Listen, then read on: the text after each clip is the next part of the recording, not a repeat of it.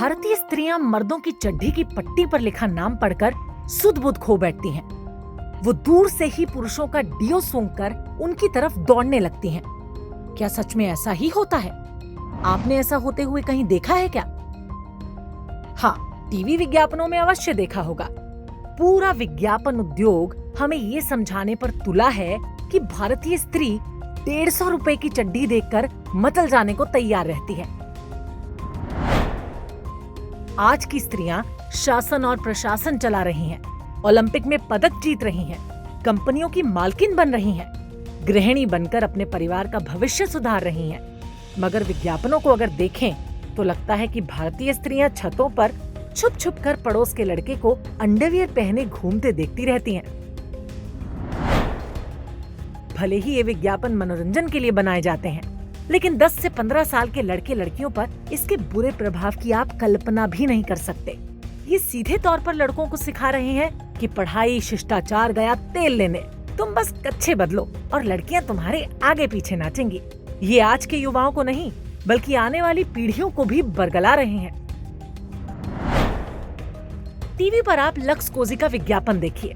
Underwear की शक्ति से माथे पर बिंदी लगाने वाली एक भारतीय महिला की साड़ी उड़ जाती है। अब जरा सोचिए कि लक्स कोजी बनाने वाली कंपनी क्या कभी इसी तरह कोई बुर्का उठाने की हिम्मत कर सकती है? विज्ञापन में एक शादीशुदा हिंदू महिला को ही क्यों चुना गया होगा?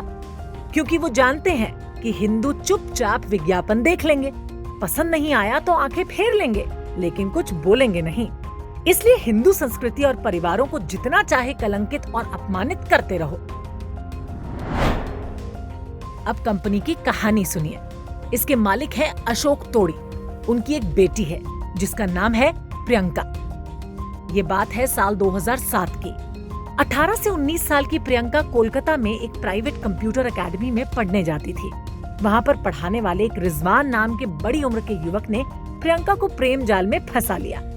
प्रियंका ने भी भागकर उससे शादी कर ली। न तो उसने घर वालों से पूछा और न ही अपने भविष्य की चिंता की। सीधे महलों से निकलकर कोलकाता की झुग्गियों में रहने लगी। दिमाग पर फिल्मों की कहानियां जो हावी थीं, लेकिन प्यार का नशा उतरते वक्त समय नहीं लगा। प्रियंका एक दिन वापस अपने घर चली गई और लौटकर कभी नहीं आई। कुछ दिन बाद रिजवान की लाश रेलवे ट्रैक पर मिली। आरोप लगा कि उसकी हत्या कराई गई है। मोमबत्ती गिरोह ने खूब हल्ला मचाया, लेकिन जांच में आखिर साबित हुआ कि वास्तव में रिजवान ने आत्महत्या ही की थी। सोने की मुर्गी हाथ से निकल जाने का दुख तो रहा ही होगा। वहीं कंपनी आज ऐसे ऐसे अश्लील विज्ञापन जारी करती रहती है जिसका युवाओं के मन मस्तिष्क पर बुरा असर पड़ सकता है। संस्कारहीनता के जिस दुष्प्रभाव को पूरे परिवार ने झेला, उसे ही वो और बढ़ावा दे रहा है। वर्तमान में दिख रही हर बुरी घटना के बीज इतिहास में होते हैं। जिसका वर्तमान नंगा है, उसका इतिहास भी नंगा ही रहा होगा।